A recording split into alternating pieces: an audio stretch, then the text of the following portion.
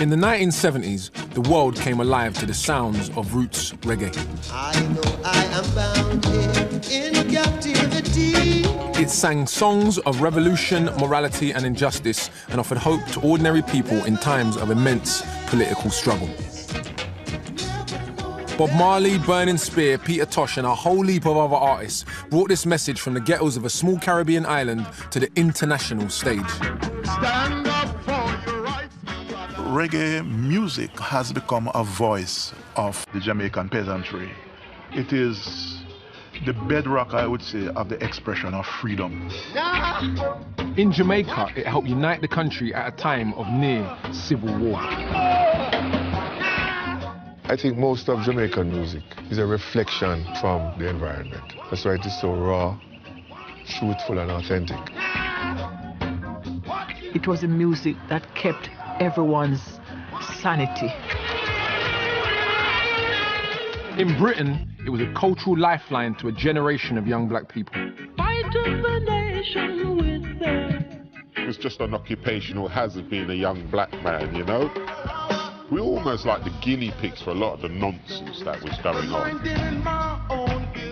You were kicked, you were beaten at the hands of racist police officers in this country.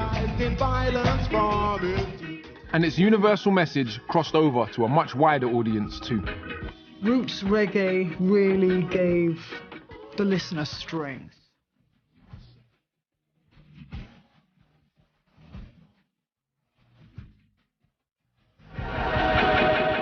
Really? Is the sun that I'm missing? Roots reggae has been a huge influence on everything I do as a musician, poet and political commentator. We say only working class people are racist. Do me a favour. We've been on this thing for so long now. Even though I was born 2 years after Bob Marley died, like loads of people my age, I've grown up with this music. But it's something I've always taken for granted. So I want to journey much deeper into this culture that's been such an integral part of my life.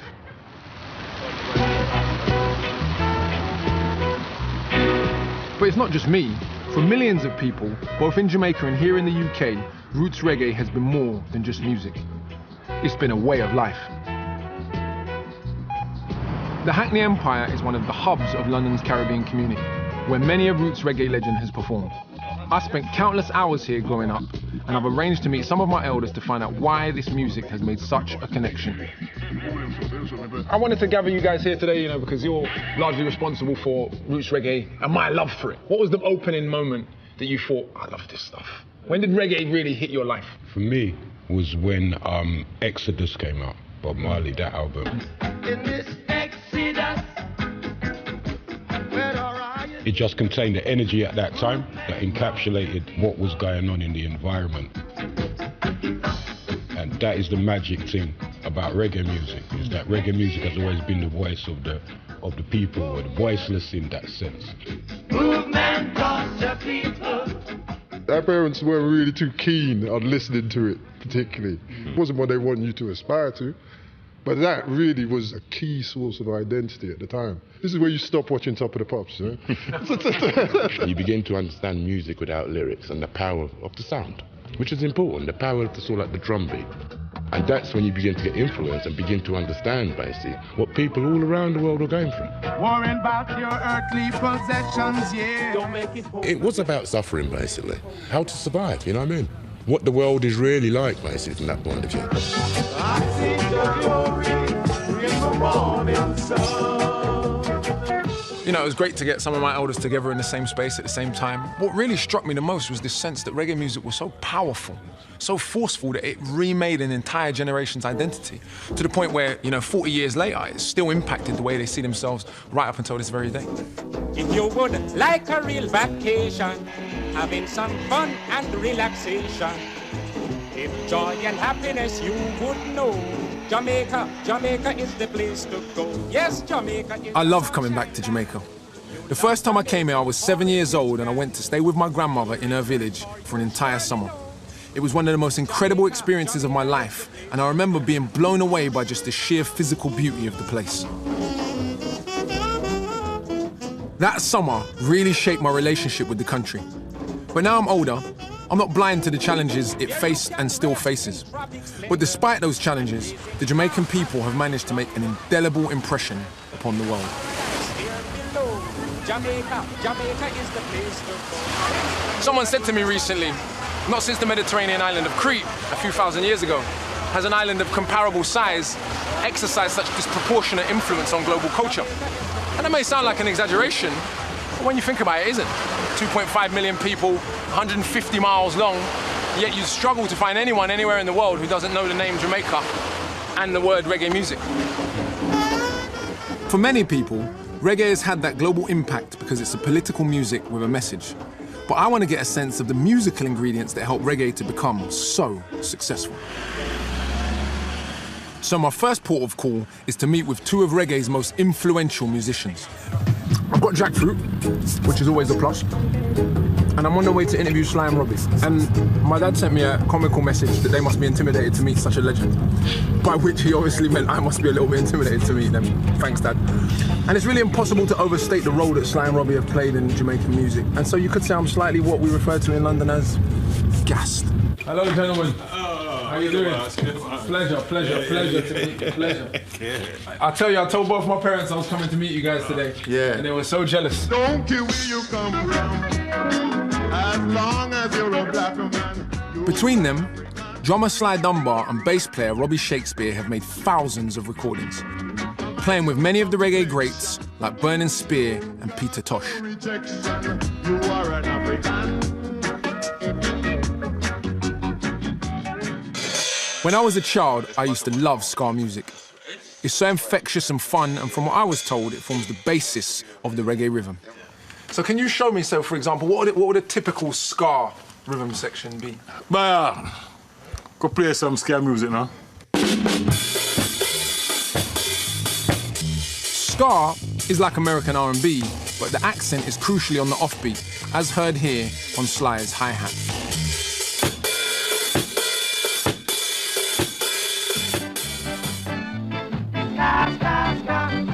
The recording industry here didn't really start until the 1950s, and in the early 1960s, ska really took off.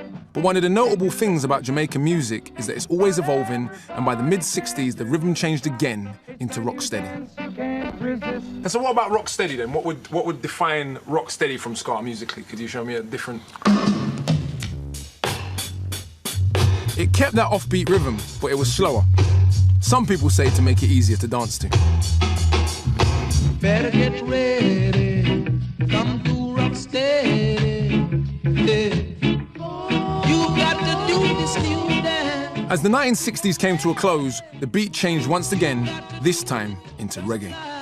The bass now start more, in charge. Yeah, more melodic as well. It's like the bass is leading, right? And the whole vibe of it just completely changes when you literally, it's completely different. Yeah. Talk to me about the bass. The bass plays such a big role, particularly in roots reggae. What is it about the bass and roots reggae? What is the relationship? Well, to me, the bass is the instrument to me, who change the identity of the music.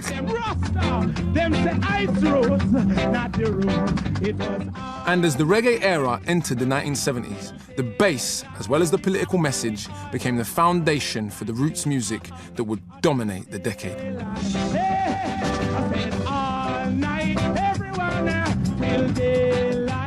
Bass and drums was the foundation of roots music. It was what people even used to identify a song.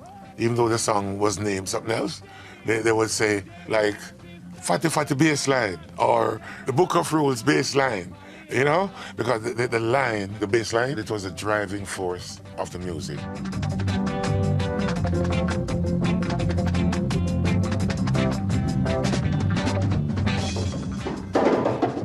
But what you can't forget is that at the heart of roots reggae is a religious movement that emerged uniquely here in Jamaica in the 1930s, Rastafari.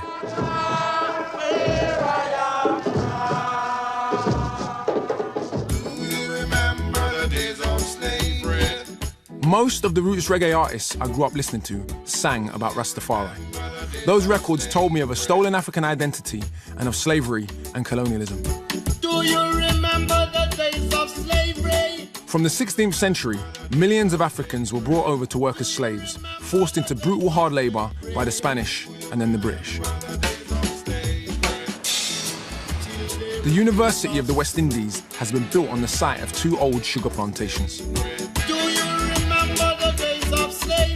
I've come to meet one of Jamaica's leading academics to see how Rastafari fits into the story of enslavement. What were the conditions like on these 2 plantations and in slave plantations of Jamaica more generally? Bad. You know, I mean, you take human beings, you try to turn them into objects. People resist. Jamaica is one of the countries in the Caribbean that had the most slave rebellions. And so it was a constant fight. And how does this history of oppression pave the way for Rastafari in Jamaica? Yeah, well, Rastafari became, in the early 20th century, a manifestation of this spirit of resistance. So it is that whole history of enslavement, oppression, exploitation of labor that we see going right through into the 20th century. And that is what propelled the emergence of Rastafari. After nearly 400 years of slavery, over 90% of the Jamaican population was of African origin. That's a whole nation existing on an island, knowing that their original home was thousands of miles away on the other side of the ocean. And of course, living under colonial rule meant they were forced to adopt their oppressors' customs. Many African cultures were lost. Carolyn's taking me to the first Rasta settlement. It really is an extraordinary story. It begins with the Jamaican Marcus Garvey. In the 1920s, he founded the largest ever Pan-African organization to redress the historical injustices caused by colonialism. Its emphasis was on self-help, a new black civilization, and a partial return to Africa. Garvey won global support from the black working class. So when he prophesied a black king would be crowned to liberate the African diaspora, some of his Jamaican supporters took this to mean the 1930 coronation of Haile Selassie as the Emperor of Ethiopia. A preacher called Leonard Howell was a member of Garvey's organization, and he believed Emperor Haile Selassie was the Black Messiah returned to earth, known as Jah. Howell set up a religious commune to worship him, an alternative living space that rejected colonial rule. The movement was called Rastafari, combining Selassie's title and birth name. Yep. That's the end of the step. So, yes. Where are we? Pinnacle, right at the top. Look at the 360-degree view. Wow. So tell me a little bit, what occurred up here? Why is this place so important to Rastafari culture? Well, this is where Leonard Howell brought people out of the ghetto to give them an alternative life. It was a space where people developed a sense of identity as different from the masses of the people left down in Kingston. They were on an elevated plane. By the end of the 1940s, there were 5,000 people living here. Oh yeah. But I can see why. They'd had their cultural identity stripped. Rastafari tried to rebuild it. But this self-sufficient community that purposely existed outside of colonial rule was seen as a threat to the state. Howell himself was arrested several times for sedition. He was challenging the state, challenging the legitimacy of, the colonial authority, because he was preaching that Jamaica is not home. Revolution. Yeah, revolution, and so he was arrested for being a revolutionary, somebody who was mashing up the system. By 1954, the authorities decided that threat was too great. They destroyed Pinnacle and chucked Howell in prison. It's sad.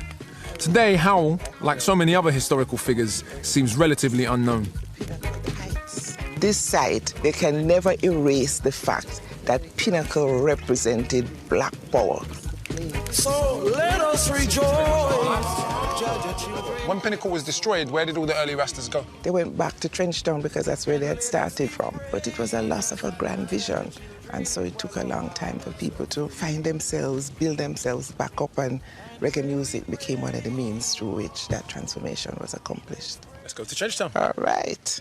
To me, the purpose of Rasta seems not just religious, but also political, about reconnecting the African diaspora, who'd been taught to be ashamed of themselves and their African heritage, who'd suffered slavery and then racism on account of being black, to then reconnect them with their African heritage and say proudly, I'm an African, and furthermore, Africanness is divine, is an incredibly audacious statement.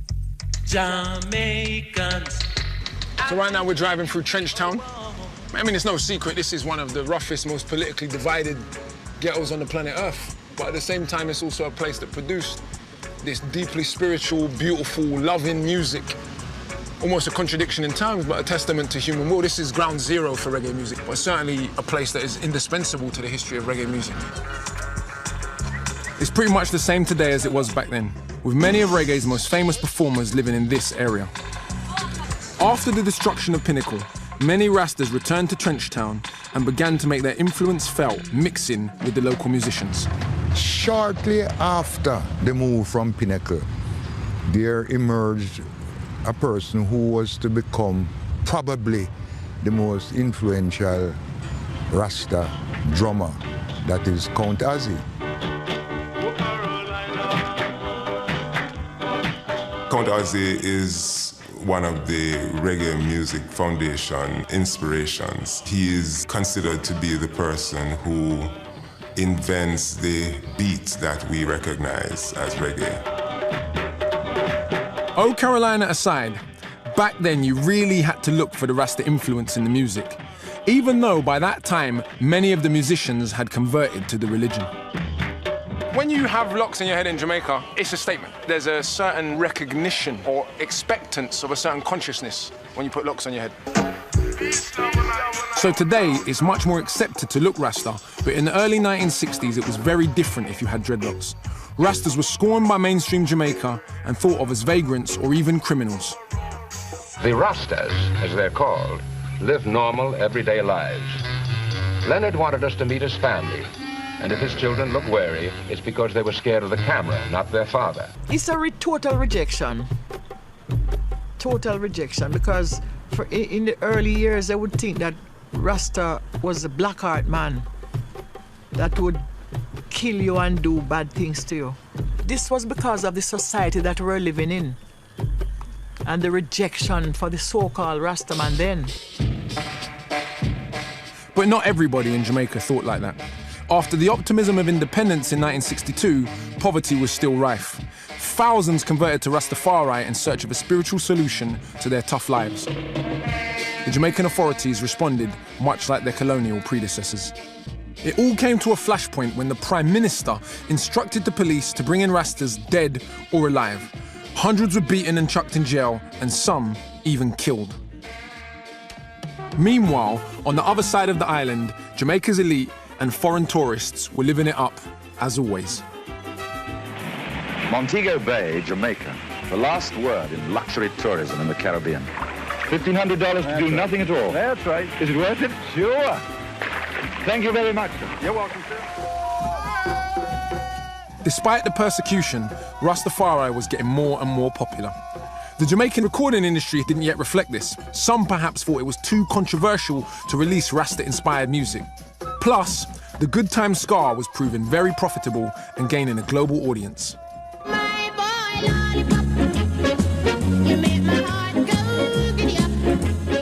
In 1964, Millie Small sold 6 million copies of My Boy Lollipop. It was fun, party music, and the start of a number of Jamaican singles hitting the UK charts in the 1960s. Some of the records sold well, but most Jamaican music still struggled to get recognition beyond the novelty status.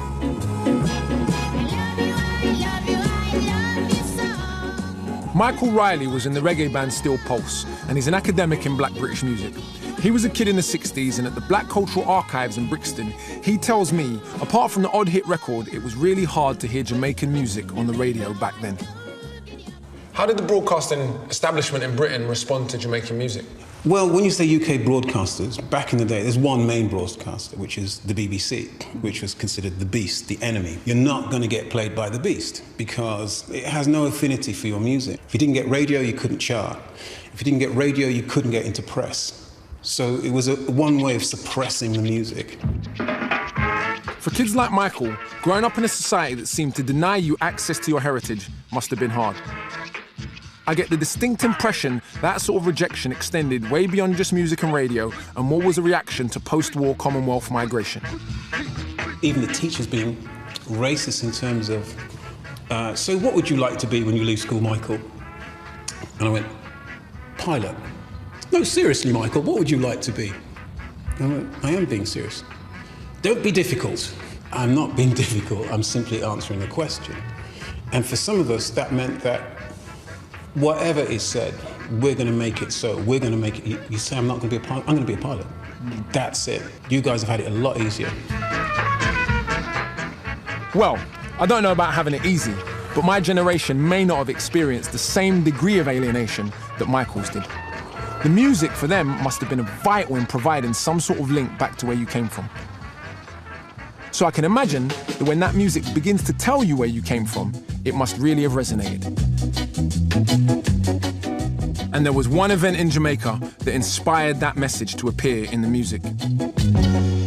Emperor El Selassie. In 1966, the Ethiopian Emperor Haile Selassie was invited to Jamaica for a state visit.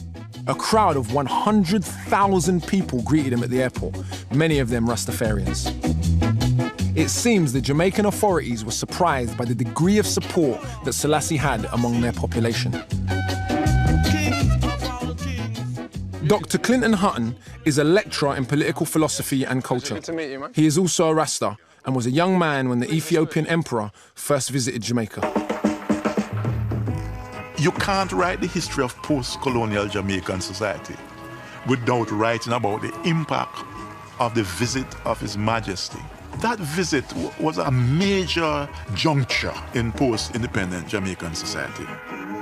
A crowd never before seen in the history of the country gathered to meet a man in which a section of the Jamaican people see as the Almighty, as God. No government could have ignored that. For the followers of the Rastafari faith, it was the equivalent of Christ returning to earth. For everyone else, it showed Rastafari was a real religion and it was growing. The Rastafarians played a critical role in the development of Jamaican music post-Selassie visits. A whole pantheon of people started to wear dreadlocks in music.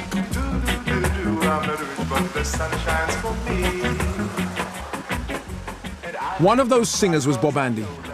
He'd been recording since the early 60s, but after the Haile Selassie visit, his music changed. Yes, sir. Akala, greetings. How you doing? Great.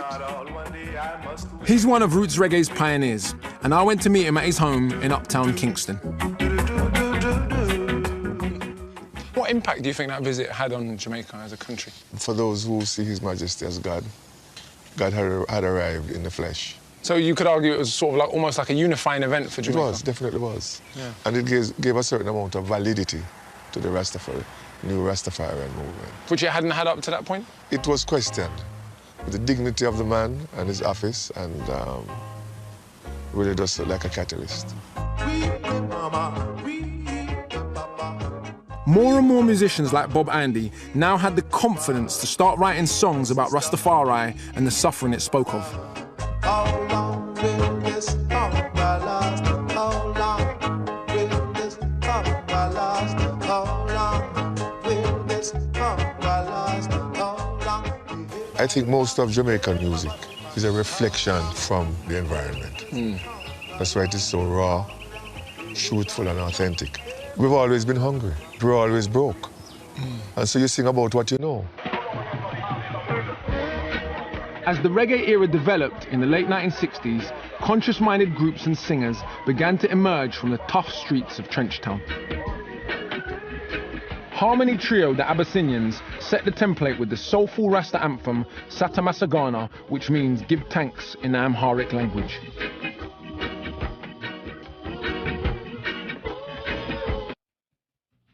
At this time, cheap recording studios sprang up all over the Jamaican capital.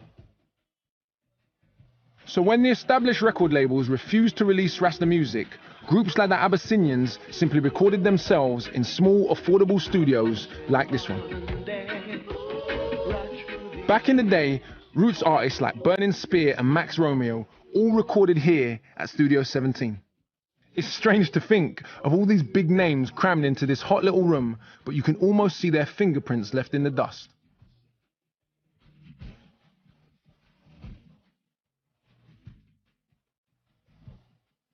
This is called a lathe, aka a Scully, aka a master dub machine.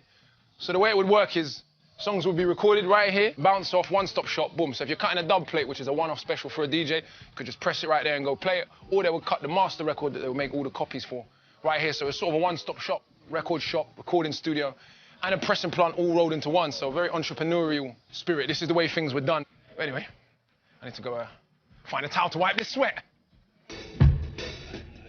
In many places in Jamaica, to listen to Rastafari music, you'd have to go to the dance hall. It wouldn't be played on radio, and certainly it wouldn't be played on certain days. It wouldn't be played on a Sunday, for example, because Sunday was considered to be reverent and Christian, and rebel music was not fit for that. So the way to get your music heard was to take your dub plate to the sound systems. This network of mobile discos that traveled the island were key in popularizing roots reggae. They gave rise to the DJ or toaster, some of whom became superstars chatting Rasta themes over the speakers. And there's only one person to tell me about all of that, Big Youth. I went to his neighborhood in the center of Kingston. As a pioneer DJ, talk to me about what that means. For people who don't know, what is a DJ in Jamaican music culture? All right. A DJ was really like the preacher, the teacher. Yes, teacher. Oh, no. Yeah. Back in the days, like, it was a lot of yeah, and this yeah, and baby. Ain't no message. Yeah. You understand? Because it wasn't bringing people together. It wasn't telling people to make love and not war, because war is ugly and love is lovely. If you see what I'm saying. Yeah. So, do you see that as the DJ's function, to bring a message into the music? That's what the DJing is all about. That's the change that the man you're talking to right now make within the music. Yeah? When we bring in the cultural, spiritual vibration to communicate with the people, ain't it? Big Youth was one of the first openly Rasta artists to get on the mic at a sound system, evangelizing conscious messages of peace and love.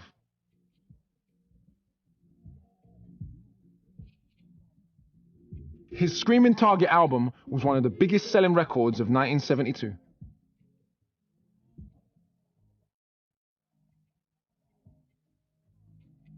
God, the sound system is like the radio stations of the ghetto.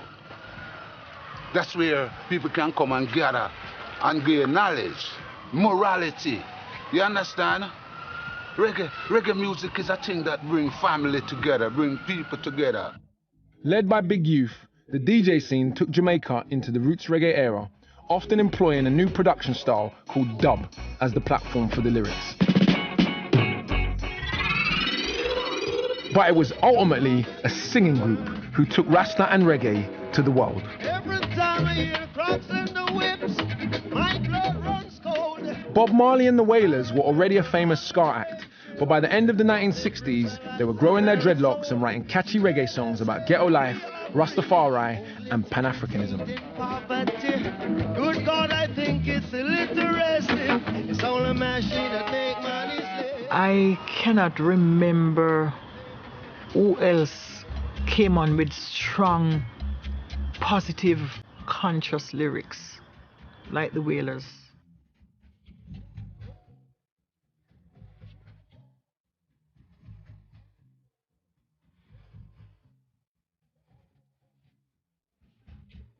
Bob Marley and the Wailers managed to communicate radical Pan-African politics to a huge audience through extremely well-crafted pop music.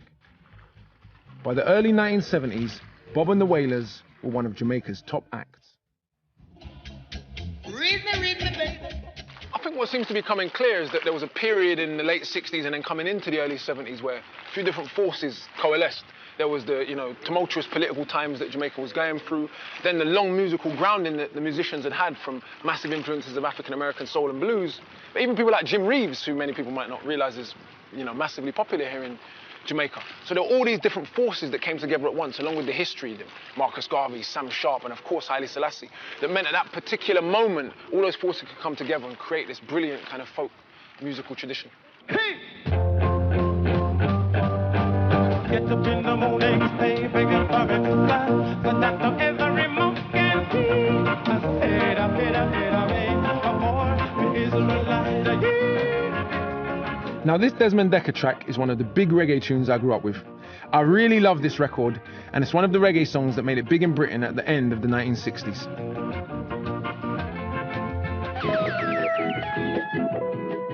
But reggae music still wasn't taken that seriously in the UK, and as that decade ended, apart from a smattering of great records, the stuff supported by the mainstream was of the lighter, pop variety. Basically, you were going to struggle to hear serious reggae on British radio in the early 1970s. Yes, sir. Dennis Bovell is one of British reggae's pioneers.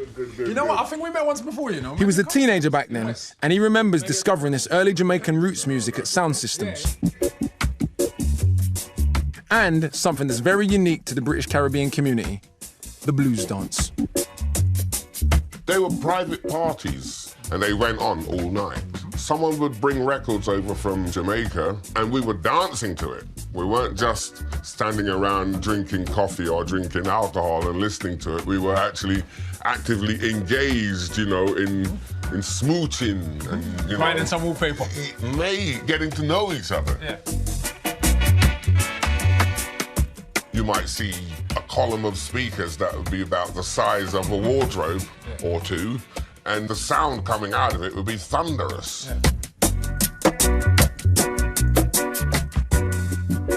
Through the blues parties and sound systems, you'd get to hear early roots acts like Bob Marley and the Wailers, Big Youth and Burning Spear.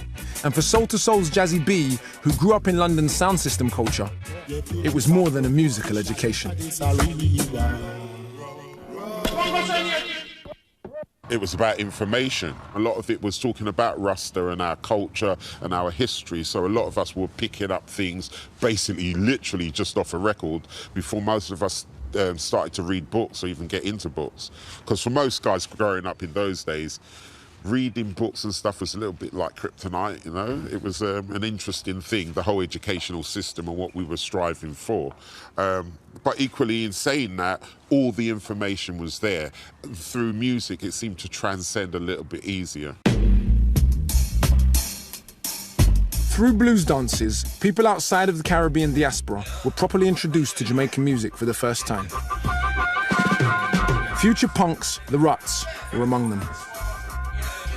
As a teenager, I started getting invited to blues parties, and you know, in houses where you know, bath full of beer, couple of bob at the door, all the furniture would be gone, and there'd be speakers in all the rooms. You know, I'm telling this for the viewers because you don't know what a blues party is. Been to a couple of them. Yeah, but what was a real eye-opener for me was that there'd be aunties and grannies, and the music would start, and everyone would be getting down, and it would be like freedom, you know, free, about to express themselves, bit of sexuality in the dancing, and I thought, wow. It was through sound systems and blues parties that roots reggae began to build up a grassroots following on the streets of Britain. But it was Bob Marley and the Wailers that would really break through. After signing to Island Records, they were presented to the UK market like a rock band, and through clever marketing and network TV performances, they got mainstream exposure.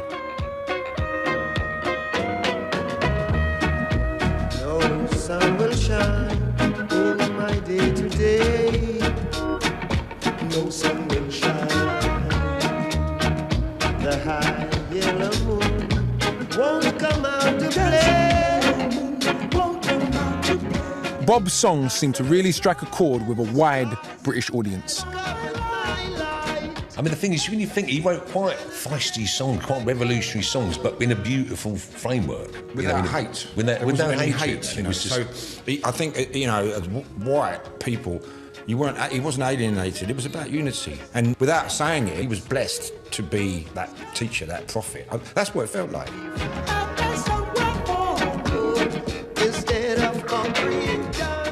After Eric Clapton's international hit version of Bob's I Shot the Sheriff, the Wailers were getting pretty famous. By the time Bob played London's Lyceum as a solo artist in 1975, he was a superstar. All the way from Trenchtown, Jamaica, Bob Marley and the Wailers, come on! Marcia Griffiths was on that journey with Bob, singing backing vocals.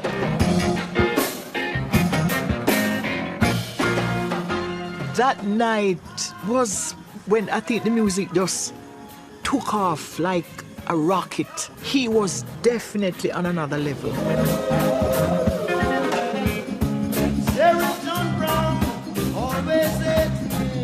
This is the man that has come to really spread the gospel of reggae music and take it to the four corners of the earth. That was one of the moments that I realized that this is bigger than us. Much bigger and much deeper. Bob Marley brought the red, gold and green, dreadlocks and Rastafari to international attention. A whole heap of new artists followed in Bob's footsteps, bringing with them some serious protest music. In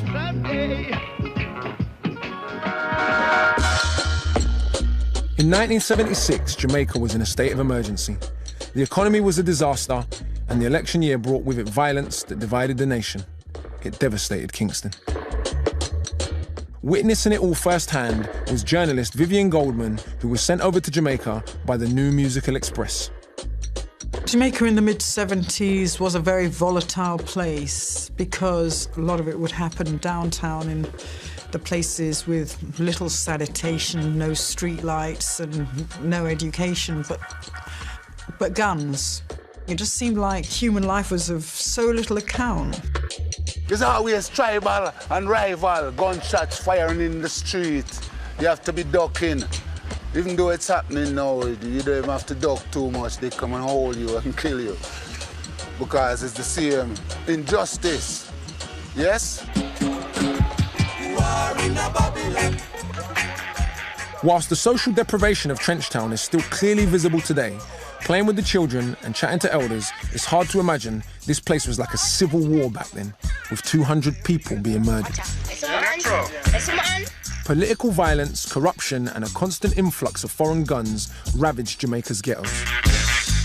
Artists like Prince Farai, The Gladiators, and Max Romeo reacted the only way they knew how, through the music.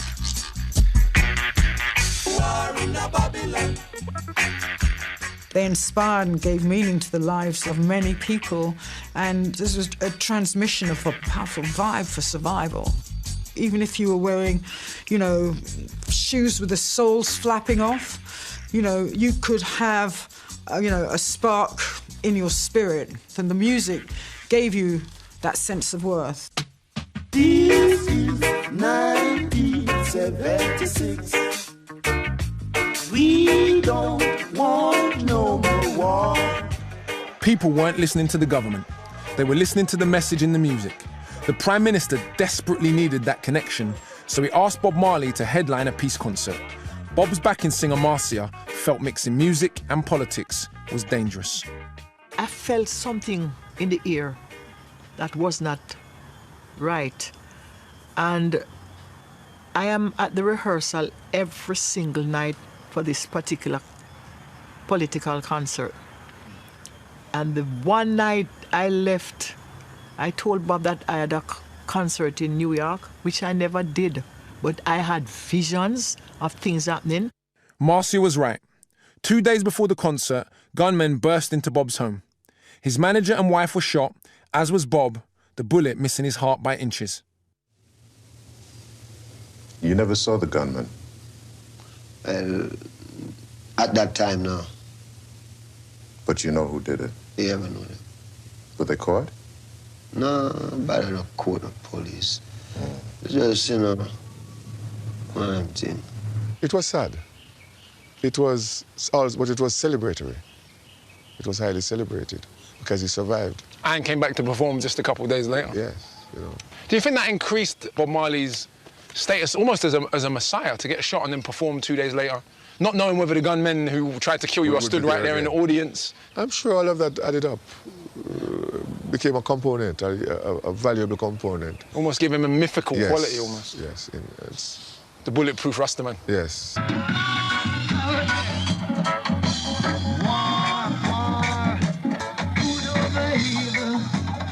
But Bob wasn't bulletproof, and that night, he showed his wounds to the crowd.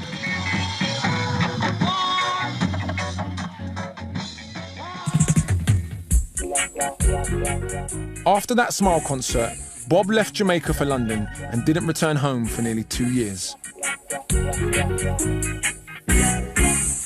Just thinking about that shooting 40 years later, the idea that a country's most famous star, their national hero, could nearly be murdered, it must have felt like nobody was safe. But back in Britain, we were having problems of our own. The second half of the 1970s saw the rise of the National Front and racist policing tactics that would eventually culminate in a series of riots. Roots reggae became the soundtrack to all of this, and I wanted to find out from my relatives what this music meant to them at that time. I think a lot of my generation are fortunate to not have fought some of the battles that your generation fought. But in that moment when Roots Reggae arrived, what was it like being a young black male? On top of that, maybe you've got dreadlocks in your head. On top of that, maybe a Rasta. What was that melting pot of forces kind of like in 1970s UK? I mean, in terms of the reggae music, I think that gave very available identity and standard to stand behind. Or to rally around, more like, you know what I mean? For a lot of black people, it was an immediately unifying force. You could be in the deepest amount of trouble, you would hear that tune, and suddenly for them 3 minutes or whatever it was, you would feel better. It just had that uplifting impact. Uplifting, you know what I mean? You saw a lot of people embracing reggae for the first time, not just black people. It became a very popular force and a symbol of rebellion. Black musicians in Britain began to use roots reggae as a means of expression for what they were experiencing on the streets. Brothers and sisters rocking, a dread beat pulsing fire. So I'm about to meet someone whose music's been a great impact on me, who's a poet I respect a whole lot, who I've interviewed before, and can be a challenging interviewee. His name's Linton Kwesi Johnson, and for me, he's one of Britain's greatest poets of the last 50 years. In the 1970s, he combined dub, roots reggae and poetry as a direct response to what he was going through as a young black man living in London. Wherever large numbers of black people were gathered together, the brutality we were receiving, for reasons best known to themselves, the police saw that as some kind of a public order threat. You say the brutality, what do you mean? What were some of the specific things? What do you mean, what do I mean by brutality? Physical brutality. You were kicked, you were beaten, you know, and framed and on trumped-up charges of assaulting a police officer. A police officer would come and stand on your foot, for example, and if you push him forward a bit like that, he'd say you'd assaulted him. And that was pretty routine and normal? Oh, yes. I mean, it was commonplace. Those days of the truncheon and those nights. A whole section of my generation were criminalized under the SUS law. SUS being short for suspicion. The old Vagrancy Act was used by racist police officers to criminalize black youth. You know, you would be arrested and charged with attempting to steal from persons unknown. You were charged, no victim was produced. Could you still get a criminal record off the back of this court case where there were no victims produced? Well, of course, this is exactly what I'm saying. So people went to prison, of course, for attempting to steal from victims unknown? Of course. All we doing is defending, so get you ready. The war.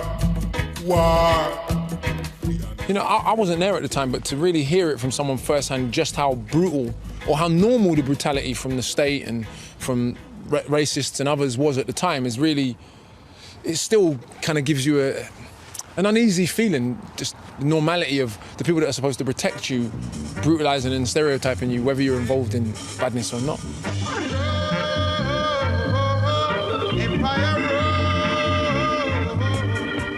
In the second half of the 1970s, a wave of roots reggae bands emerged in Britain. Many of them came from London, like Aswad, Misty and Roots, and Matumbi.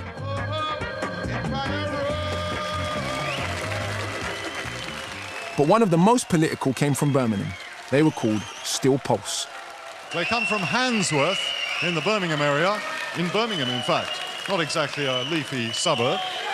Their latest album is called Handsworth, and here, the revolutionary reggae sounds of Steel Pulse. Yeah. Birmingham had one of the largest Caribbean communities in the UK, and as Steel Pulse's Michael Riley told me, racism in that city was a real problem. Tension was building, and it would eventually boil over into the riots of the 1980s. If I go for a job and me and you are mates, you're white and I'm black, and you come out and go, yeah, I've got a job, Mike, yeah, go on in, it's your chance for the interview. And I go in and they go, sorry mate, there's no jobs. And you suddenly realise there's a difference between us. We might get on as mates, but there's a difference between how the world is now viewing us. In terms of the band, we're taking on that difference. We're looking at that in terms of the lyrics, and we're realising we have to become increasingly more deliberate, and we start to express that difference in the clothes. I made the clown hoods to make that statement on stage.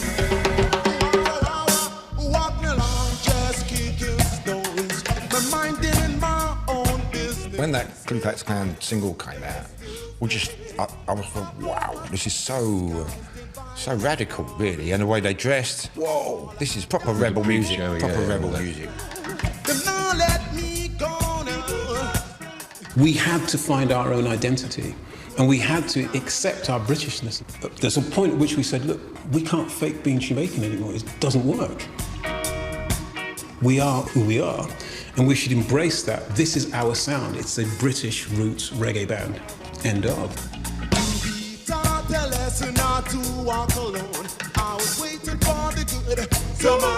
What was really interesting is the way in which the UK-based sounds tried to step away from a little bit what was going on in Jamaica and find their own identity.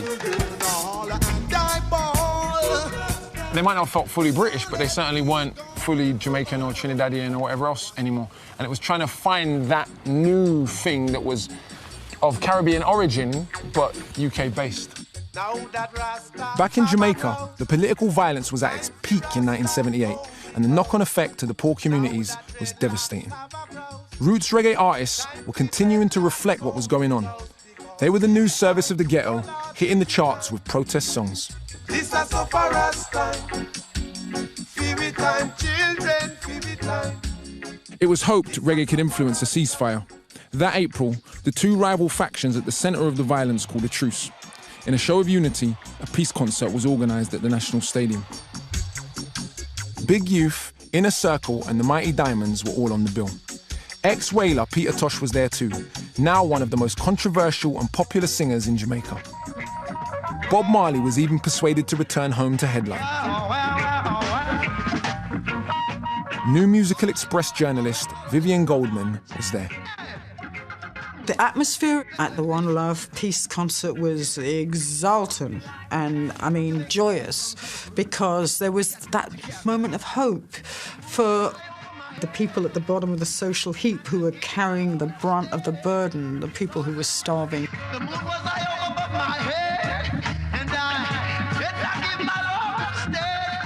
Vivian was lucky enough to witness one of the most dramatic events in Jamaican political history.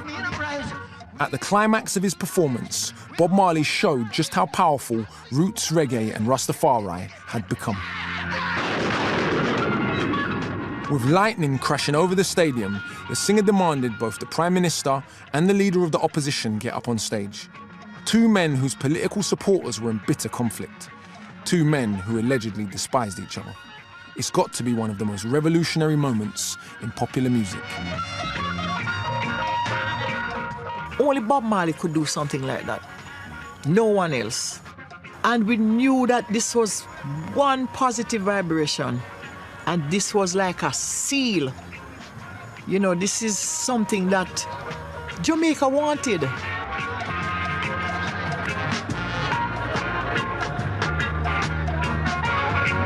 Love, prosperity, be with us all. Jah, Rastafari. The prospect of peace, the bonfires burned all night in the downtown areas, and cousins who'd been at war with each other were able to embrace. It was a fantastic sense of release. It was an incredible feeling knowing that also many eyes around the world were focusing on this victory, even though the victory was short-lived because a lot of the engineers of the peace concert were dead soon after by violent means. Looking at the stadium today, it's sad to think that a concert that promised so much hope ended up as just a break in the violence. That time was so volatile and dangerous that the people had to turn to music for help. It seems the authorities were genuinely worried about how much influence these artists had. That same concert, Peter Tosh spent half an hour haranguing the Prime Minister, the police, and the authorities about the political situation right to their faces. A fefew weeks later, he was dragged from a street corner into a local police station. Robbie Lynn, keyboardist for Peter Tosh at the Peace concert, has come to meet me to tell me what happened next. He kind of went through a very bad beating inside, you know. We, the musicians, went there, but we couldn't do anything. We were not allowed to come anywhere near inside, and you could hear, you know, the effects of, you know, the type of punishment they were inflicting on him. He was literally crying. Even Bob Marley was called. He came to the station, you know. We figured that he might have had some sort of influence. You know, Pete was always going to be controversial anyhow, because he always had something to say. For a moment, Roots Reggae had the power to halt the violence, but in reality, the problem was just too big. Add a huge international debt into the mix, and Jamaica's problems got much worse. Back in Britain, we were about to have our own problems. Unemployment was high, the young working class felt at the bottom of the heap. Times were tough. But Roots Reggae and Rastafari were now a visible presence on our city streets. And disaffected white kids were beginning to identify with their message. There's that expression that was popular in Rasta, Roots Reggae, I and I survive. So it's terribly important, because what does it mean? It means, you know, I've got to survive, but not only I myself, but also I and I, which is I and my team, the people around me, my community. I honestly think that absorbing and thinking about those Rasta ideas and ideals gave you confidence in oneself that one could confront situations and find the strength to deal with them. By 1977, the punk scene embraced Roots Reggae, much to the surprise of Still Pulse's Michael Riley. Yeah, we totally get what you say, Mike. And I go, really?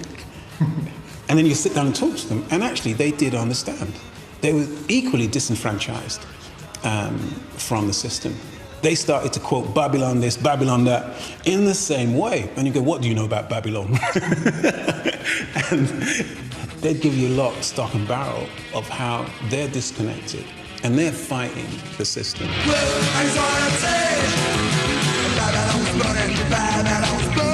You know, Babylon was just a word from the Rasta philosophy, really, that just basically means the poisoned part of the Western civilization. And we all be living in London.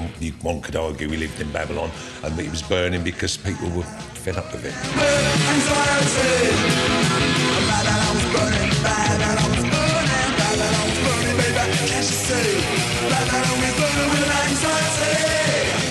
While British streets were simmering with racial tension, punk and reggae bands were sharing the same stage.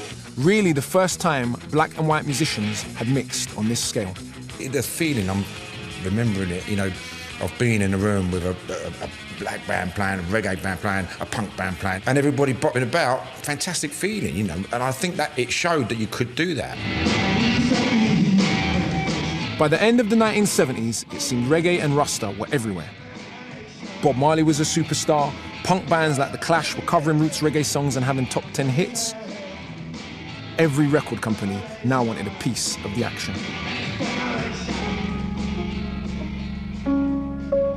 But then, in 1981, Bob Marley died at the age of 36.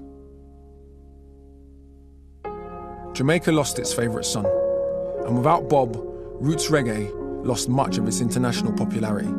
Things just moved on.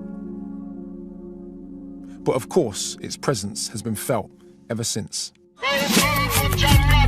Conscious Roots Reggae has become part of brand Jamaica. Due to a whole generation of very, very gifted musicians and songwriters who created this wave of conscious roots reggae that made Jamaica the epitome of people's hopes worldwide of what music could do to elevate consciousness. Today, you can see both Roots Reggae and Rastafari in the Jamaican mindset, the language, the fashion, and even the food. It's the spirit of the nation and one of the enduring images of that Caribbean island. And there are signs that Roots Reggae is making a comeback. Jamaican artists like Chronix and Protege are spearheading a revival. They're taking the music in a new direction, but it's still grounded in Rastafari with a political message. It's making an international impact.